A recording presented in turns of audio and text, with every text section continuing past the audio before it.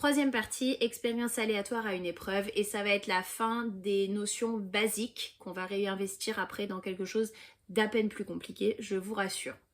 Donc une expérience aléatoire à une épreuve, c'est une expérience aléatoire au cours de laquelle on effectue une seule action.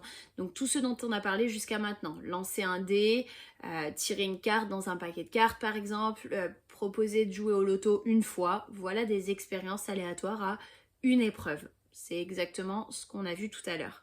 On peut les schématiser par ce qu'on appelle un arbre de probabilité. Donc mon arbre, comment il est réalisé? Sur une même ligne ici, je vais noter toutes les issues possibles. Donc là dans mon exemple il y a 3 issues. Si je lance un dé, j'ai 6 issues possibles bien évidemment. Et le long des branches, je suis obligée de noter à chaque fois la probabilité qui correspond à l'issue qui est juste à l'arrivée de la branche.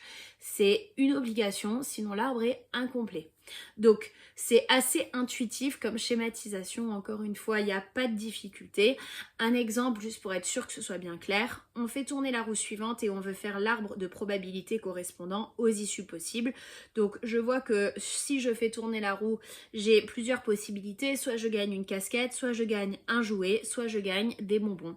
Donc je vais lister mes 3 issues, soit une casquette, soit un jouet, soit des bonbons.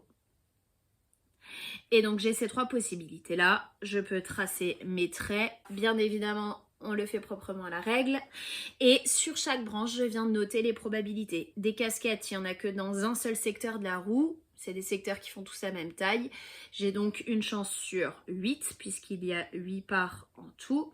Des jouets, j'en ai dans 1, 2, 3, 4, 5 secteurs, donc 5 sur 8. Et les bonbons dans 2 secteurs, 2 sur 8. Chose très importante, je ne l'ai pas écrit comme propriété dans le cours, même si j'aurais pu, mais c'est assez intuitif encore une fois.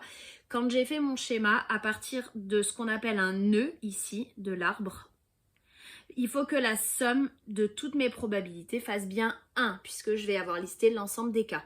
Donc une chance sur 8 plus 5 chances sur 8 plus 2 chances sur 8, ça me fait bien 8 chances sur 8.